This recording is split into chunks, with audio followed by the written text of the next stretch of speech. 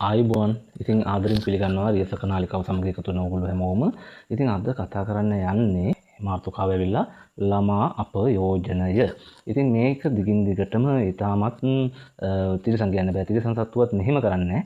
මොකද අද වාර්තා වෙනවා බදුල්ල පොලිස් වසමෙන් තමන්ගේ පියා අතින් අපයෝජනයට ලක් වුණා කියලා කුඩා දැරියක්.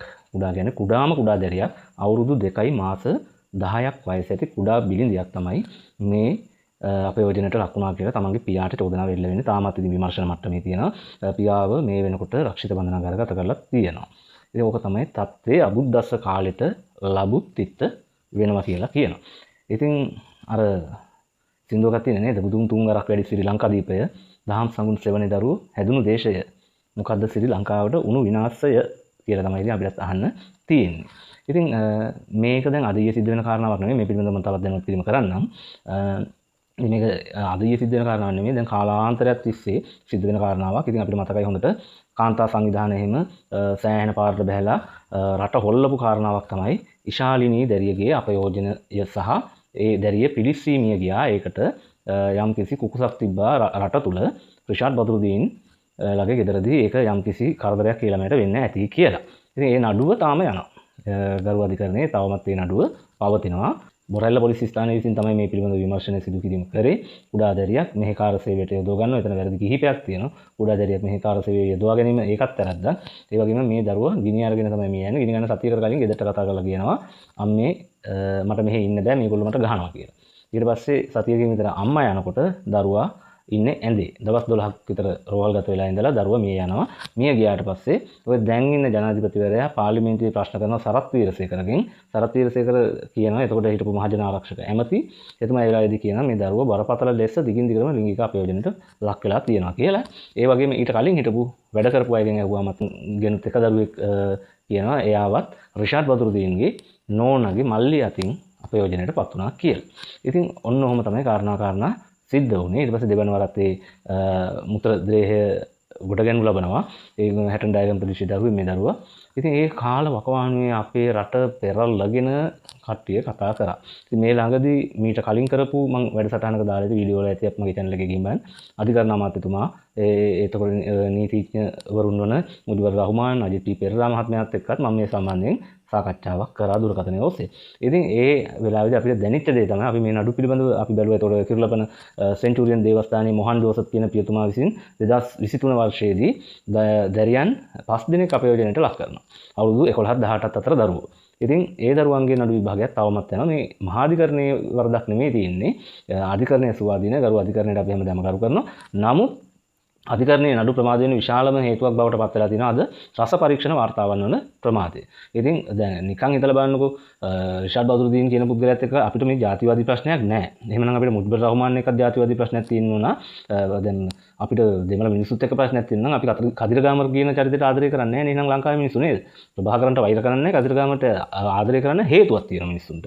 අන්න ඒකයි එතන අපි සොයා බැලිය යුත්තේ. අද අපි දැක්කා කොටුව දුම්රිය පොළ ඉදිරිපිට ගිහිල්ලා උද්ඝෝෂණයක් කරනවා මේ සලේ මහත්තයාව බේරගන්න කියලා. හරි. සලේ මහත්තයා සාධාරණ වෙන්නත් පුළුවන්. ඒ වගේම රටට හොඳ සේවයක් කරපු මහත්තයෙක් බව කවුරුත් පිළිගන්නවා. නමුත් එතන වැරද්දක් කරලා දිනවා නම් එතුමාගෙන් ප්‍රශ්න කිරීම කරන්න ඕනේ. හැබැයි ඉතින් ඕනම කෙනෙක් සැකකරුවෙක් විතරයි උසාවියකින් ඒ පුද්ගලයා වැරදිකාරයෙක් කියලා ඔප්පු වෙන තාක්කල්. ඉතින් එතකන් එතුමාට අවශ්‍ය කරන පහසුකම් ටික දීලා ඒක කරන්න ඕන කියන එකේ අපි ඉන්නවා. හැබැයි බලන්න මේ උද්ඝෝෂණයට සහභාගී වෙලා ඉන්නේ කවුද? විමල් වීරවංශ ඉන්නවා, උදයගම්මන් පිළි ඉන්නවා, සරත් වීරසේකර ඉන්නවා, මధుර විතානගේ ඉන්නවා, තව එක්කෙනෙක් ඉන්නවා විමල් වීරවංශගේ තව එක්කෙනෙක් මම දැක්කම දැක්ක ටික. හරිද? එතකොට සරත් වීරසේකර කියන්නේ කවුද? හිටපු නාවික හමුදාවේ හොඳ විශ්‍රාමික නාවික හමුදා නිලධාරියෙක්, හොඳ කීර්තිමත් නිලධාරියෙක්. ඊට පස්සේ කවුද? හිටපු මහජන ආරක්ෂක ඇමති. මං අහන්න කැමතියි කලිසමක් ඇඳන්ද උතන්ට ආවි කියලා. හේතුව තමයි ඔයාලගේ කාලේ ඔයාලට බලයක් තිබ්බ කාලේ ඔයාලට නිලයක් බලයක් තිබ්බ කාලේ ඔයගොල්ලෝ යුතුයකම ඉෂ්ට කරා නම් අද අනුර කුමාරට සිද්ධ වෙන්නේ නැහැ සලේව අතඩංගුවට ගන්න. මොකද දැන් අපි දැක්කා රිෂාඩ් බදුරුදීන් ඒ පාස්කු ප්‍රහාරයට සම්බන්ධ සැකකරුවෙක්ව නිදහස් කරවා ගැනීම සඳහා මහේෂ් සේනානායකට බලපෑම් කරා කියලා එතුමා ප්‍රසිද්ධිය ඇවිල්ලා කියනවා. ඊට පස්සේ රවුෆ් හකීම් සමග රිල්වාන් සමග ඉන්න ෆොටෝ තිබ්බා. ඒතකොට තව ඔය පැත්තෙම කාතංගුඩි පැත්තෙම තව මට මතක විදිහට තව മന്ത്രിවරයෙක් හිටියා මද්‍රසා පාසල් දාලා එතන යම් යම් යුතුයකම් වෙච්ච බව කතා වෙච්ච සමාජයේ කතා වෙච්ච ප්‍රශ්න තිබ්බා. අපිට ප්‍රශ්නයක් නැහැ සල්ලි ඔකට වගේ කියන්න ඕන නම් සල්ලි අත්අඩංගුවට ගත්තා කියලා ඒක එතුමා රටට කොච්චර සේවයක් කළා තිබ්බත් ඒක කරන්න සිද්ධ වෙනවා. නමුත් ඉතින් අපිට ප්‍රශ්නයක් තියෙන්නේ අර කට්ටිය දැන් කොහෙද ඉන්නේ? දැන් ඔය ඉෂාල්නීගේ ප්‍රශ්න වෙලාවේ ජනාධිපතිතුමා රංග ගුණසේකර නලින්ද ජයතිස්ස ආයේ නෑ කතා කරේ ගේට්ටු පෙරලන්න ගිහලා එහෙනම් මේ ගාලගොට්ටි කරපු අයනේ මම කියන්නේ ඔය දෙගොල්ලෝ මේකයි ඔය දෙගොල්ලන්ටම අපේ ප්‍රශ්න නෙමෙයි. ඒගොල්ලන්ට තියෙනවා ප්‍රශ්න. ඒගොල්ලෝ හැමෝම ඇවිල්ලා තියෙන්නේ තට්ටු මාරුවට අපිව රවට්ටන්න.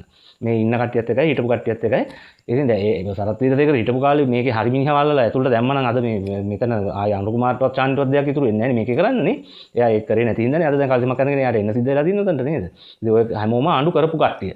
ඔතන දැන් විමල් වීරවංශලා ආණ්ඩුවේ හිටියා. ඉතින් එක එක්කෙනාට යට ඇඳුම් ගෙනිච්ච වෙලාවේ තමන්ගේ රාජකාරිය හරියට කරා නම් අද උතන්ට කල්සම් ඇඳගෙන නාන්න වෙන්නේ නැහැ වැස්සේ. මම කියන්නේ සල්ලි වෙනුවෙන් ඉදිරිපත් වෙන්න ඕනේ නැහැ කියලා. සල්ලි කියන පුද්ගලයා රටට වැඩ කරපු පුද්ගලෙක් උසාවියකින් අර්ධකරුවෙක් වෙනකන් ඔහු නිර්ධකරුවෙක්. ඉතින් ඔහු වෙනුවෙන් රටේ මිනිස්සු පෙනී ඉන්න එක වෙනම කතාවක්. ඒකට මම එපා කියන්නේ නැහැ. මම කියන්නේ මේ කවුද මේගොල්ලෝ කියලා මම අහන්නේ. ඒතර මේගොල්ලෝ හැමෝම තට්ටු මාරුවට ඇවිල්ලා ගල්ලංගුට ටිකකින් විදින්න කොහොමද? නැත්නම් කොහේ හරි කණිජ වෙල් ටිකක් හරලා ඒකෙන් ගේමක් ගහගන්නේ කොහොමද? ඉතින් එක එක අයලා එක එක විදිහට සල්ලි ජම්ප කරපු දේවල් අපි දැක්කා. දැන් නමුත් ඒවත් ඔප්පු වෙලා නැහැ. අන්න ඒකයි වැඩේ. දැන් ජනතා විමුක්ති පෙරමුණටත් වෙලා තියෙන්නේ ඔන්න ඕක. දැන් මේගොල්ලෝ උගණ්ඩාවේ සල්ලි තියනවා කිව්වා ඡන්ද දිනපුවට පහුදා බඩු නැහැ. ඒතකොට අපිට හිතන්න තියෙන්නේ මොකද්ද? එක්කෝ මේගොල්ලෝ බොරුවක් කිව්වා. එහෙම නැත්නම් මේගොල්ලෝ අර උගණ්ඩාවට සල්ලි ගෙනිච්ච කට්ටියත් එක්ක ඩීල් එකක් ගැව්වා කියලානේ. ඔය දෙකෙන් කන්නේ. හිතන්න තියෙන්නේ එච්චරයි. එක්කෝ මේගොල්ලෝ බොරු කිව්වා. එහෙම නැත්නම් අරගොල්ලොත් එක්ක ඩීල් එකක් ගාලා යට ගැහුවා. ඒක ඇත්තක් නෑ. ඒක තමයි උනේ. හරිද? ඉතින් ඒ හින්දා කාවද මේ රවට්ටන්නේ? ඒ වගේම අපේ රට පව් අපේ රටේ මිනිස්සු ඉවසනවා වැඩි. ඉතින් මේ දැන් පාස්කු ප්‍රහාරය දැන් මේ ඉස්සරහට හිඟන්නගේ තුවාලේ වගේ යුද්ධේ. ඒ වගේ තමයි දැන් මේ පාස්කු ප්‍රහාරයත්. මේ ඒක ගැන කියලා ඉන්න ඕන මම මේ මාතෘකාවට යන්නේ. මොකද හේතුව මට ඒක දැක්ක වෙලාව ඉඳන් මේකට අමතරම වීඩියෝ එකක් කරන්න අවශ්‍ය නැහැ. මේ කරේ මේ හරහම පොඩක් කිව්වේ කියන්න ඕන හින්දා. ඉතින් මේ සිදුවීම සිද්ධ වෙන්නේ බදුල්ල ප්‍රදේශයේ. බදුල්ල ප්‍රදේශයේ මේ අම්මා මේ දරුවගේ අම්මා මේ දරුවව ඉස්සෙල්ලාම අරන් යන්නේ රෝහලට. රෝහලට අරන් ගියාට පස්සේ එතන වෛද්‍යවරයා තමයි කියන්නේ එතන පොඩි ප්‍රශ්නයක් තියෙනවා කියලා. මම මේක සම්පූර්ණයෙන්ම කියන්නේ නැහැ. මම කෙටියෙන් කියන්නම්. මෙතන පොඩි ගැටලුවක් තියෙනවා කියලා කියනවා. ඒ කියන්නේ ළමයාගේ යම් පරීක්ෂා කිරීම අනුව ගැටලුවක් තියෙන බව කියනවා. කිව්වට පස්සේ බදුල්ල පොලිසියට මේ පිළිබඳව දැනුවත් කරනවා. දැනුවත් කරාට පස්සේ මේ පුද්ගලයා නාවික හමුදාවේ වැඩ කරන පැටි ඔෆිසර් කෙනෙක්. එහෙම නැත්නම් සුළු නිලධාරී කෙනෙක්. මමත් හිටියේ නාවික හමුදාවේ. ඒ වුණාට වැරදි නම් කවුරු වුණත් වැරදි තමයි. හරිද? සුළු නිලධාරීවරයෙක් තමයි මේ චෝදනාවට ලක් වෙන්නේ. ඉතින් චෝදනාවට ලක් වුණාට පස්සේ පොලිසියෙන් සිග්නල් එකක් ගහලා අර පුද්ගලයාව ගෙන්න ගන්නවා 6 වෙනිදා බදුල්ලට. බදුල්ලට ගෙන්නගෙන වෛද්‍ය පරීක්ෂණයකට ඉදිරිපත් කරලා ලබන 11 වෙනිදා දක්වා මේ මිනිස්යාව රිමාන්ඩ් කරනවා. හරිද? ඉතින් ඒ කියන්නේ විමර්ශන අවසන් වන තෙක් කියලා තමයි අපිට දැනගන්න ලැබුණේ. මේ පුතිරයන් අංගම් අනම්මනම් ඔක්කොම තියෙනවා. තිබ්බට ප්‍රසිද්ධ කරන එක සාධාරණ නෑ. හේතුව මොකද තාමත් මේක සම්පූර්ණ මේ කියන්නේ අධිකරණ වෛද්‍ය නිලධාරී වාර්තාවන් ඇවිල්ලා නෑනේ. ඒවා ආවට පස්සේ අපිට කියත හැකි මේ පුද්ගලයා ඒ යම් දත්ත සාධක අනුව අපිට කියන්න බෑ. අපිට හිතා ගන්න පුළුවන් මොකද වෙලා තියෙන්නේ කියන එක අපිට යන්තම් හිතා ගන්න පුළුවන් උසාවි තීන්දුව ආවට පස්සේ. කියන්නේ කරු අධිකරණයෙන් තීන්දුවක් ලබා දුන්නාට පස්සේ අපිට 100%ම කියත හැකි මේක වෙලාමයි කියලා. ඉතින් ඔන්නක තමයි තත්ත්වය. අවුරුදු 2යි මාස 10යි. තමන්ගේම දරුවා. ඉතින් මේ වගේ රටක තමයි අපි අද ජීවත් වෙන්න වෙලා තින්නේ. ඉතින් මේවට නීති සකස් වෙලත් නෑ අද වෙනකම්. මේ ඒ කියන්නේ මේ තියෙන තව ටිකක් මම නම් කියන්නේ තියෙනවා නීති රීති තියෙනවා. අවුරුදු 10 20 දඬුවම් තියෙනවා. ඔප්පු වුණාට පස්සේ එහෙම දඬුවම් තියෙනවා. තිබ්බා කියලා දෙයියනේ මේක ඉවරයක් වෙන්නේ නෑ. මේක දිගින් දිගටම යනවා. මේ පේනවනේ. එකක් ඉවරනකොට එකක්. දැනට ලංකාවේ දවසට දරුවෝ 3 දෙනෙක් පැය 8කට එක දරුවෙක් අපයෝජනයට පත් වෙනවා කියලා කියනවා. ලැබිච්ච ඒ කියන්නේ පැමිණිලි ලැබිච්ච සංඛ්‍යාලයකන අනුව. යට ගියේවා ඒ වගේ දෙගුණයක් තවත් තියෙන්නත් පුළුවන් කියලාත් අපිට කියන්න පුළුවන්. ඉතින් ඒ හින්දා මේ දරුවන්ගේ ආරක්ෂාව කියන එක ගැන මීට වඩා අපි සැලකිලිමත් විය යුතුයි. කවුද සැලකිලිමත් විය යුත්තේ කියලා හිතා ගන්න බෑ. දැන් තාත්තගේ අතිනුත් ඔහොම වෙනකොට මේ අද මේ පළවෙනිම තවනේ තාත්තගේ අතින් වුණා කියලා කියන හරි. මීට වඩා සෑහෙන සිදුවීම් සිද්ධ වෙලා තියෙනවා මේ රටේ. දැන් මේ තියෙන ඛේදනීයම තත්ත්වය තමයි මේ දරුවන්ට සිද්ධ වෙන අපයෝජන. දැන් අපි දන්න නඩුවක් තියෙන එක පොලිසියක් තියෙනවා. මේ අහල පහල පොලිසිය. මං ජීවත් වෙන කිට්ටුවම මම දැන් නම සඳහන් කරපු ප්‍රදේශයක පොලිසියක ඒ නඩුවේ වින්දිත දැරිය දැන් කසාද බැඳලා දරුවොත් ඉන්න අම්මා කෙනෙක්. දැන් ඒ දරුවට එන්න බෑ මේ අපයෝජන. මේ බාප්පගේ හරි තාත්තගේ හරි අතින් තමයි මේ සිදුවීම සිද්ධ වෙලා තියෙන්නේ. මොකද මම මේ නිවුස් එක දාන්න අකමැති හින්දා. මොකද ඒ දරුවා දැන් පෞල් ජීවිතයක් ගත කරනවා නම් මේක මම ප්‍රසිද්ධ කරන එක සාධාරණ නෑනේ. අන්න ඒ හින්දා තමයි මම මේ නංගන් නොකිය කියන්නේ. ඒක මම කියන මේ සිදුවීම කියන්නේ. ඉතින් ඒ සිදුවීමේදී ඒ දරුවට දැන් එන්න විදියක් නෑ. මොකද අර අතන තමන්ගේ ස්වාමි පුරුෂයා මේ පිළිබඳ කොයි වගේ ප්‍රතිචාරයක් දක්වයිද කියලා දන්නේ නැහැ. එයාගේ දරුවෝ ඉස්කෝලේ යන මැති. ඕක රටවටේ දැන් ආයෙම ලෝක පූජිත වුණාට පස්සේ ඒ ළමයි ඉස්කෝලේ යන්න විදියක් නැති වෙනවා. ඉතින් ඒ හේතු කොටගෙනම දැන් මේ ගරු අධිකරණ නඩු විභාගයට මේ දරුවා පෙනී ඉන්නේ නැහැ. වින්දිත දරුවා පෙනී ඉන්නේ නැහැ. ඔක තමයි අද ළමා අපයෝජන සිද්ධීන් වලට අත් වෙලා තියෙන ඉරණම. ඒකට හේතු වෙලා තියෙන්නේ ගොඩක් දුරට මහාධිකරණ වල විතරයි ළමා අපයෝජන සිද්ධීන් විභාගයට ගැනෙන්නේ. ඉතින් එතකොට මහාධිකරණ වල තියෙන ඉතාමත් අර ප්‍රබල පීඩනය, ඒ කියන්නේ ඒ තරම් නඩු ප්‍රමාණයක් දවසකට මහාධිකරණ වෙත යොමු වෙනවා. ගෞරවනීය විනිශ්චයකාරතුමන්ලට කරන්න පුළුවන්, අහන්න පුළුවන් නඩු ප්‍රමාණයක් තියෙනවා. ඉතින් ඒ ප්‍රමාණය ඉක්මවමින් අද නඩු ලැබෙනවා. එතකොට අර නඩු කල් යනවා. ඒක මහාධිකරණයේවත් ඒ ගරු විනිශ්චයකාරතුමන්ලාගේවත් වරදක් නෙමෙයි. ඒ වගේම තමයි අනිත් එක තමයි දැන් අපි ගමු නිකන් උදාහරණයකට ගමු පල්ලේගම හාමුදුරුවන්ගේ සිද්ධිය ගත්තාම පල්ලේගම හාමුදුරුවන්ගේ සිද්ධිය සාක්ෂි විදියට දැන්ට අපිට දැනගන්න ලැබිලා තියෙන්නේ එකක් ওই පාපිස්ස. අනිත් එක තමයි ළමයා දැන් ඔය ළමයා ඔය පන්සලේ තැන් දන්නවා කියන එක නම් ඒක මේ සාමාන්‍ය සාක්ෂියක් එන්නේ පන්සල කියන තැන කවුරුත් අපේ ගම් වල පන්සලුත් අපේ ගමේ ඉන්න කෙල්ලෝ දන්නවා. මොකද හේතුව මේ වෙන මොකටවත් ගිහිල්ලා නෙමෙයි පන්සල කටිනයක් වෙලාවට අරකට මේකට අපි සහභාගී වුණා. මේ ආම්දුරුත් එක්ක කතා කර කර අපිත් එක්කම වුණත් අපි යාළුවෝ ඒගොල්ලන්ගේ මල්ලිලා නංගිලත් එක්ක ඒගොල්ලෝ අපිත් එක්ක යනවා. ඉතින් ආවාසගය ඇතුළේ අපි ඇවිදලා තියෙනවා පන්සලේ. අපි ආම්දුරුන්ගේ කාමරේට පව අපි ගිහින් තියෙනවා. ඉතින් ඒ වුණාට එතන අපයෝජන අපිට සිද්ධ වෙලා නැහැ. ඉතින් හැම ස්වාමීන් වහන්සේම එහෙම නැහැ. ඉතින් මම කියන්නේ නැහැ එතනදී ඒක සාක්ෂියක් වෙයි කියලා. අනිත් එක ගත්තොත් එහෙම එතන තියෙන දුරකථන විශ්ලේෂණ වාර්තා. ඒක ප්‍රබල සාක්ෂියක් වෙන්න පුළුවන්. මෙතනදී මේ දේ ඇත්තටම සිද්ධ වෙලා තියෙනවා නම් ඒක ඔප්පු කරන්න. ඒ වගේම ඊගව සාක්ෂිය තමයි මේ ළමයි ගැන ගොඩගත්තයි කියන ඇඳුම් පැළඳුම්. එතකොට දැන් ඕක රස පරීක්ෂණ දෙපාර්තමේන්තුවට යවලා රිපෝට් එක එන්න අවුරුදු ගණන් උතන තපිනකොට ඕකේ දැන් අර තියෙනවා නම් මොකක් හරි දෙයක්. ඒ කියන්නේ DNA හරි එහෙම නැත්නම් රුධිරය හරි මොකක් හරි සාම්පලයක් නෙවෙයි ගන්නෙ. අරගෙන ඒකනේ චෙක් කරන්නේ නැත්නම් ඇඳුම හොයපු කොහෙන්ද කියලා නෙමෙයිනේ බලන්නේ. එතකොට ඒ දේවල් උතන තියෙනකොට කල් ඉක්ුත් වෙන්න ඒ සාක්ෂි වල තියෙන රසායනික ගුණාත්මක භාවය නැති වෙලා යනවා. නේද? අර වෛද්‍යවරියගේ අපයෝජන සිද්ධියේදී අනුරාධපුරේ හැමෝම කතා වුණා ඇයි මේ වෛද්‍යවරිය දැනදැනත් නාලා ගියේ කියලා. එතකොට මේවා කොහොම දැන් සමහර දේවල් තියන්න ඕන කූල් රූම් වල තියන්න ඕන දේවලුත් ඇති. ඉතින් රජයෙන් විශාල පිරිවැයක් දරමින් මේවා සංරක්ෂණය කරමින් ඉන්නවා. කෞතුකාගාරය දැම්මා වගේ. රස පරීක්ෂණ දෙපාර්තමේන්තුව අද කෞතුකාගාරයක් වෙලා තියෙන්නේ අපේ රටේ. ඒ කියන්නේ මේ දේවල් මේ ඇත්තට මේ දැන් අද මේ අපයෝජන සිද්ධිය කොච්චර දරුණු වුණත් මේ තාත්තා ඇත්තටම වැරදිකාරයා වුණත් අපි මේ ගැන කතා කරලා තේරුමක් නැහැ. එතන හැදෙන්නේ නැත්තම්. මේ නඩු ඉක්මනින් විභාගයට අරගෙන මේ චූදිතයන්ට දඬුවම් දෙන ක්‍රමවේදය සකස් වෙන්නේ නැත්තම් අපි මේක ගැන පොළොවේ පෙරලි පස් කෑවට වැඩක් නැහැ. දැන් විශාල්නීගේ සිද්ධියේදී කට්ටිය පස් කෑවේ නැද්ද? කෑවනේ. ඒක සේයා සදෙවිනි වින්ද්‍යාදරිය ඒ සිදුවීම් වලදී ඔය NGO එකේ කට්ටිය ඉතින් ඒ කාලේට බත් ටිකක් කනවා ඒ සිද්ධියට පින් සිද්ධ වෙන්න. ඕක නෙවෙන්නේ හැමදාම.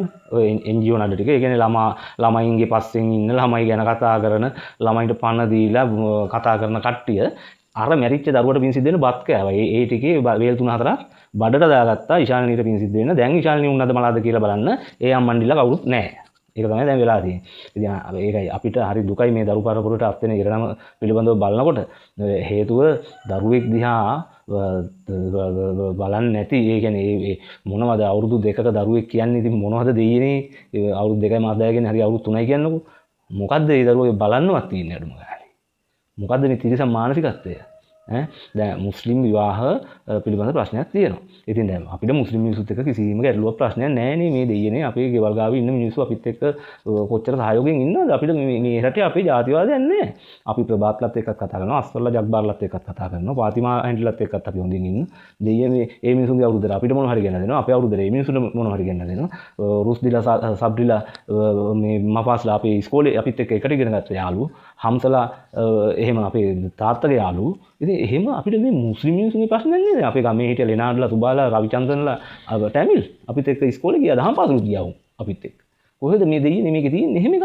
මේක ප්‍රභාකරන් කියන්නේ ත්‍රස්තවාදී. ඉතින් ඒ මිනිහව සමරනකොට අපි කැමති නැහැ. අපි නෙමෙයි දෙමළ මිනිස්සු කැමති නැහැ. මම නාවික හමුදාවේ හිටපු මේ කෙනෙක් විදිහට මම හොඳ ආකාරවම දන්නවා දෙමළ මිනිස්සුන්ගේ බහුතරයක් ප්‍රභාකරන්ට දෙස් දියේ හිටියේ ඒ කාලේ. ප්‍රභාකරන්ගේ දරුවට තිබ්බ සැප දෙමළ අනිත් මිනිස්සුන්ට තිබ්බේ නැහැ. අනිත් මිනිස්සුන්ගේ දරුවන්ට තිබ්බේ නැහැ. ඉතින් මේ ප්‍රභාකරන දෙයියෙක් කියලා කාට හරි අදහන් හිතනවා නම් ඒක ඉතින් ඒගොල්ලන්ගේ කැමැත්ත. හැබැයි ඉතින් මේකේ විවස්ථාව උල්ලංඝනය කරන සින්දු කියන්නයි එහෙම බෑ. පන්සල් කඩන්නයි. දැන් අපි තයි පොංගල් වලට අපි මේ අපේ මම ඉන්නේ කළුබෝවිල විෂ්ණු කෝවිලට යනවා. මේ තියෙන ජාතික සංහිඳියාව සමගිය කඩන්න එපා කියලා මම කියන්නේ. පන්සල තියෙන විදිහට තිබ්බ දෙන්, කෝවිල තියෙන විදිහට තිබ්බ දෙන්, පල්ලිය තියෙන විදිහට තිබ්බ දෙන් මේ දේශපාලනඥයන්ගේ ලනු කන්න එපා. මේ රට ගොඩ දාන්න බැරි නම් අනුර කිව්ව කතාව ඇත්ත. මේ රට ගොඩ දාන්න බැරි නම් ගොඩ දාන්න රටක් නැහැ. මේ රටේ උඹලට බැරි නම් මේ රට මට දීපල්ලා. මම IMF එකට ණයක් දෙනවා අවුරුදු 3ක් යනකොට. කැට කියලා කියන්නේ. මේගොල්ලෝ කවුරුත් එන්නේ අපේ ප්‍රශ්නේ සඳහන් නෙමෙයි මේ දරුවන්ගේ ප්‍රශ්නේ දැන් අවුරුදු ගාණක් තිස්සේ පිළිකාවක් වගේ උඩු දුවමින් තියෙනවා. එක නායකයෙක් මේ පිළිබඳව කිසිම මේ පියවරක් අරගෙන මේ මුන් එක්ක එල්ලන්න ඕන. එහෙම නැත්නම් යට එක පණනේ තියෙන මොකක් හරි ගහලා ගල්ලා නළලෙත් පච්චයක් ගහන්න ඕන. ආයි එළියට ආපු දවසකවත් අර මේ හොඳින් ජීවත් වෙන්න බැරි වෙන්නේ. ඒක පිළිකුල් වෙලා සමාජෙ කොන් වෙලා ජීවත් වෙන විදිහට අන්න ඒ වගේ දඬුවම් මුන්ට ගේන්න ඕන. එහෙම දඬුවම් නැතුව දැන් මම ඇහුවා අධිකරණ ඇමතුමාගෙන් ක්‍රූරත්වයෙන් පිළිතුරු දිය යුතු නේද කියලා. මගේ කලින් වීඩියෝ එක තියෙන බලන්න ළඟම දාපු වීඩියෝ එක. ඉතින් ක්‍රූරත්වයෙන් පිළිතුරු දිය යුතු නේද කියලා ඇහුවම එතුමාගේ පිළිතුරුනේ නෑ අපේ ආණ්ඩු විස්තරය ඒක නෙමෙයි කියන එක.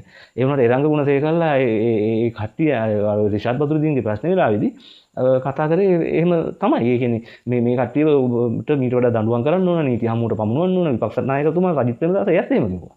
මේ අපි දෙන්න ඕන සහයෝගය ඔක්කොම දෙන්න ඕනේ. දැන් අද රිෂාඩ් බදුරුදීන් ඉන්නේ කොහෙද?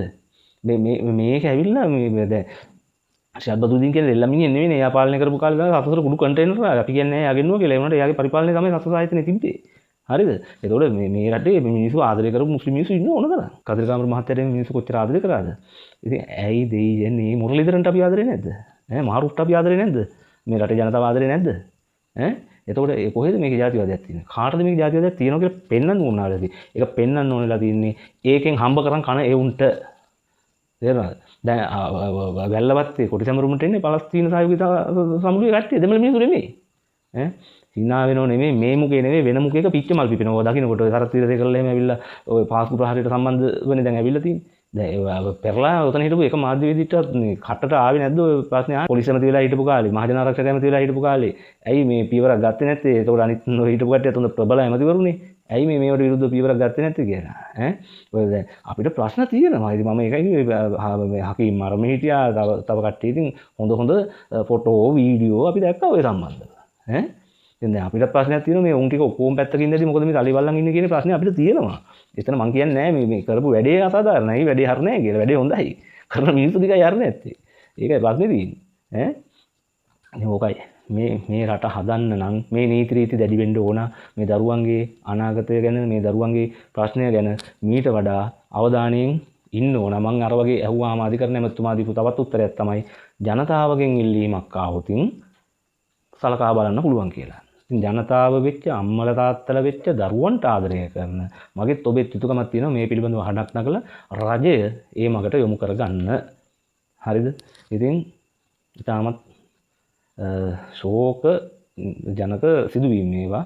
ඉතින් මම කියන්නේ නැහැ මම නැවතත් කතාවක් කියනවා මම කියන්නේ නැහැ මේ තාත්තම මේක කරලාමයි කියලා. නමුත් මෙහෙම සිදුවීමක් වෙලා තියෙනවා. ඒ පිළිබඳව අපි විමසීම් කරා පොලිස් මාධ්‍ය කොට්ටාසයෙන් ඒ වගේම බදුල්ලේ ඒ සම්බන්ධව ක්‍රියා කරන යම් නිලධාරීන්ගෙන් ඒ නිලධාරීන් සනාථ කරනු ලැබුවා මේ සිදුවීම සත්‍ය සිදුවීමක් බව. නමුත් ඉතින් තවමත් ඔහු වැරදිකරුවෙක් නෙවෙයි සැකකරුවෙක් බවත් මතක තියාගන්න. ඉතින් එහෙනම් ওই ටික තමයි අද කියන්න තියෙන්නේ. හෙට තව එකක් ආරංචි නොවේවා කියලා අපි ප්‍රාර්ථනා කරන ගමන් නිහඬ වෙන මම අනුපම ජයතිලක. ඔයගොල්ලෝ හැමෝටම සුබ දවසක්.